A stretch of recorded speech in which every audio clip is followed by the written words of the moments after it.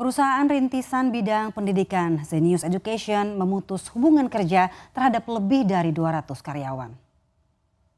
Dalam pernyataan tertulisnya, Zenius mengaku bisnisnya terdampak kondisi ekonomi.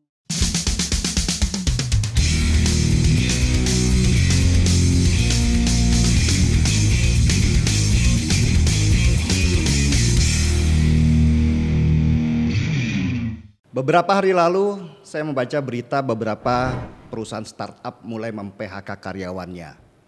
Ada aplikasi startup Tani Hub yang fokus pada belanja online menghubungkan antara petani dengan pembeli. Mereka mem-PHK besar-besaran karyawannya. Mereka juga bahkan menutup 2 gudang besar mereka di Bandung dan Bali. Ada aplikasi startup juga yang berbasis finansial bernama Link Aja juga melakukan hal yang sama, mem-PHK karyawan. Dan kemarin saya baca lagi berita aplikasi startup yang berbasis pendidikan online bernama Zenius sudah mem-PHK 200 karyawannya. Kalau kita mundur lagi, berita PHK karyawan di aplikasi online startup itu lebih mengerikan. Ada aplikasi finansial bernama Uang Teman bahkan belum membayar gaji karyawannya sejak akhir 2020. Perusahaan itu bahkan dikabarkan izinnya sudah dicabut oleh OJK. Startup online di bidang furniture bernama Fabelio juga dikabarkan belum menggaji karyawannya sejak bulan September 2021. Karyawannya bahkan membuat petisi di media online tentang masalah mereka itu. Pertanyaannya, ada apa? Karena sebelumnya aplikasi startup online seperti pangeran berbaju emas ketika beramai-ramai perusahaan kapital masuk dan mendanai proyek-proyek mereka. Nilainya bukan lagi miliaran rupiah, bahkan ada yang sampai ratusan miliar rupiah. Kisah sukses Nadiem Makarim, founder dari Gojek yang melambung tinggi karena begitu banyak dana dari investor masuk sehingga harta Nadiem dikabarkan bernilai triliunan rupiah, rupanya menjadi inspirasi buat anak-anak muda untuk memulai bisnis yang sama. Ada yang mengkhawatirkan bahwa sekarang ini bubble di bidang startup online sedang terjadi. Apa itu bubble? Bubble itu berarti gelembung. Di bidang ekonomi, arti dari bubble itu sederhananya begini.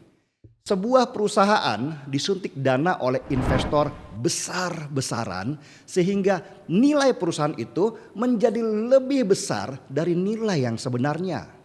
Misalnya nih ya, sebuah perusahaan sebenarnya hanya bernilai 100 rupiah saja. Tapi dengan sulapan di nilai perusahaan mereka, maka seolah-olah nilai perusahaan mereka sekian tahun ke depan bernilai 1 juta rupiah. Bagaimana caranya? Ya banyak sih cara sulapannya. Biasanya di bisnis model perusahaan itu. Seperti kita ambil contoh ya, bisnis model di sebuah perusahaan media sosial bernama Facebook. Facebook adalah media sosial yang didesain di awal tidak mendapat keuntungan apa-apa dari penggunanya. Mereka kerjanya hanya mengumpulkan pengguna-pengguna baru. Caranya dengan bakar uang lewat promosi, iklan dan sebagainya. Dengan cara itu, Facebook berharap mereka punya miliaran pengguna baru dan jika sudah mendapatkan itu, maka mereka akan mulai mencari keuntungan dari penggunanya. Ketika para investor dipamerkan model seperti Facebook ini, mata mereka menjadi hijau dan mulai ramai-ramai memasukkan dananya sehingga nilai investasi yang mereka masukkan menjadi jauh lebih besar dari nilai Facebook yang sebenarnya. Nah, si investor awal berharap besar ketika nanti Facebook sudah mulai go public atau menjadi saham atau menjual saham ke publik, mereka akan mendapatkan cuan besar dari saham yang mereka pegang di awal. Tapi banyak perusahaan startup online yang tidak sekuat Facebook dalam membakar uang supaya brandnya terkenal. Mereka juga tidak sebesar Gojek atau Grab yang nafasnya itu panjang. Perusahaan-perusahaan startup online ini yang baru punya mimpi yang sama dengan Facebook dan Gojek, tapi kondisi keuangannya berbeda. Dan ketika pandemi menyerang, ketika resesi global datang, ketika ada isu perang, maka rontoklah perusahaan-perusahaan startup online yang dibangun berdasarkan mimpi indah bahwa kelak mereka akan exit dengan cuan yang besar. Bensin mereka habis di tengah jalan. Uang untuk bakar bensin sudah tidak ada lagi, sedangkan perjalanan mereka itu masih jauh banget. Sedangkan mereka belum punya pendapatan karena memang bisnis modal mereka tidak didesain untuk dapat pendapatan langsung dari pengguna. Mereka fokus mengumpulkan user-user baru yang kelak akan dijual ke investor.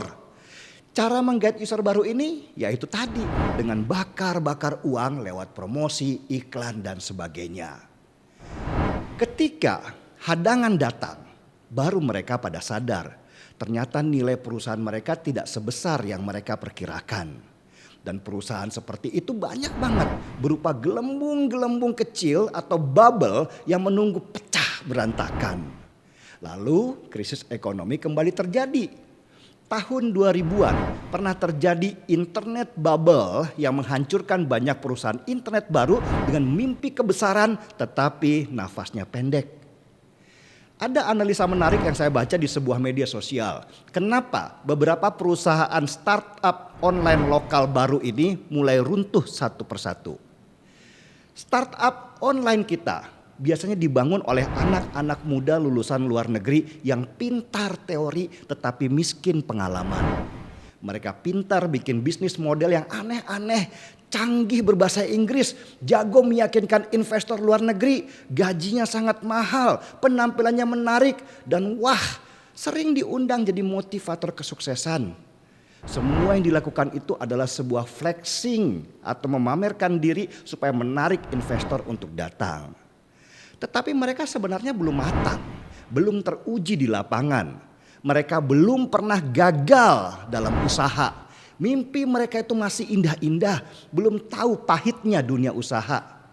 Dan ketika pandemi datang, ketika krisis energi menyerang, mereka kaget luar biasa dan tidak siap menghadapi lubang besar di depan jalan. Jatuhlah mereka karena nggak mampu menghindar. Akhirnya terjadilah PHK besar-besaran, bahkan sampai tutup usaha karena mimpi indah mereka berantakan. Pada akhirnya orang akan banyak sadar bahwa bukan perkiraan yang membuat sebuah usaha bertahan, tetapi profit dalam penjualan barang dan cash flow yang seperti darah dalam tubuh yang membuat perusahaan tetap hidup.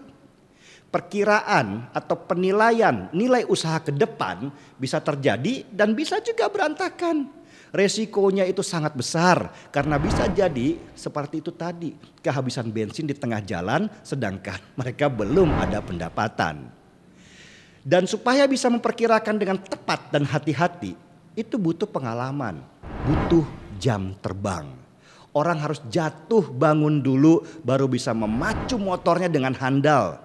Dan ini nggak ada di anak-anak muda lulusan luar negeri yang jago teori tetapi miskin pengalaman. Inilah yang membuat bubble di bisnis startup online bisa terjadi ke depan. Para analis juga belum bisa memperkirakan kapan bubble itu terjadi.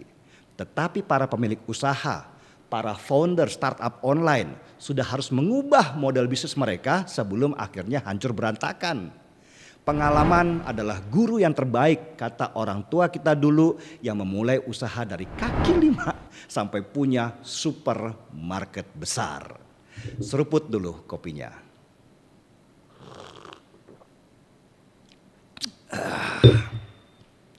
Gaspol.